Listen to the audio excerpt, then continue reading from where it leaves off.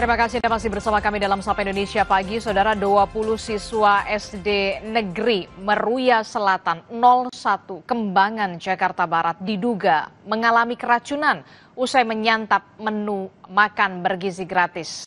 Siswa mengalami mual dan muntah usai mengonsumsi salah satu menu MBG.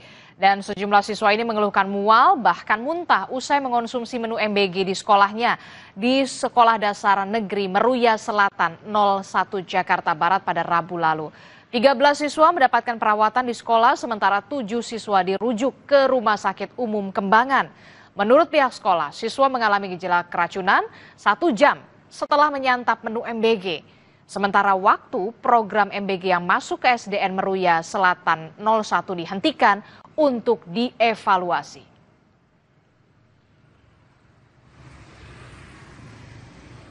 Pasca keracunan di SD Negeri Meruya Selatan, Jakarta Barat, Balai Besar POM DKI Jakarta mengambil sampel makanan untuk dibawa ke laboratorium guna pemeriksaan lebih lanjut.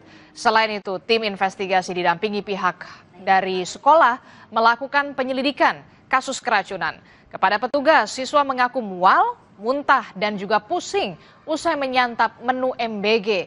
Tim investigasi juga memeriksa SPPG Meruya yang mendistribusikan MBG.